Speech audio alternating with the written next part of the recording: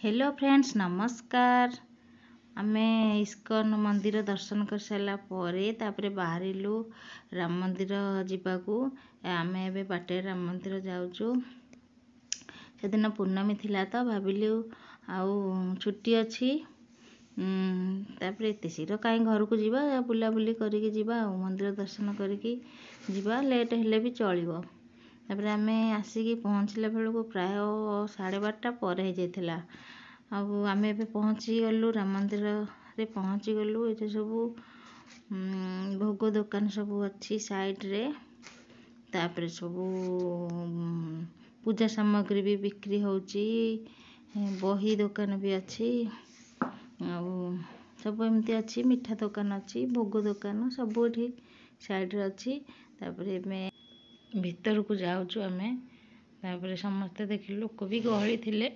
सकाळु दर्शन करिके जाइचंदी हारी तथापि एतिकी लोक थिले बेसी अधिक भी नुह एतिकी लोक थिले।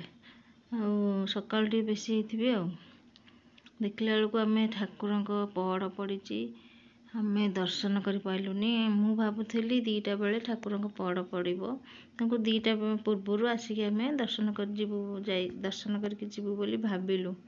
देखला बेलକୁ ठाकुरଙ୍କ पहड़ पड़ीची बाहर मुंडिया मारिकी आसिलु। आउ कौन करिबु आमे भाविलु हाँ टिके वेट कर जिबा।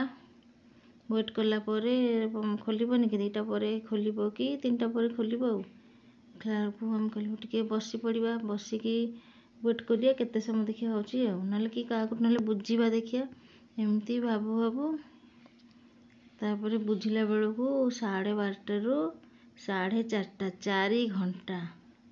4 घंटा पर जाइकी ठाकुरଙ୍କ दर्शन मिलिबो। मैं टिके बसा उठा कलु सेठारे आउ टे बुलाबुली करी फोटो उठेलु।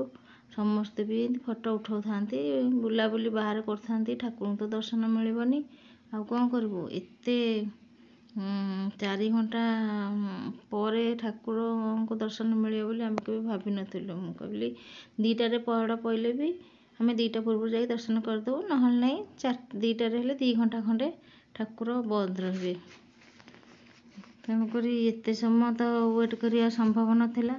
खरा भी जोर होतला गोड़ सब ताती जाउथला खरा रे।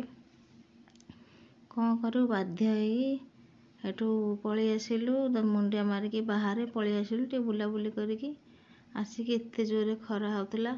समस्ते एटी ओम टे खेलुची पार माने खाउचंती।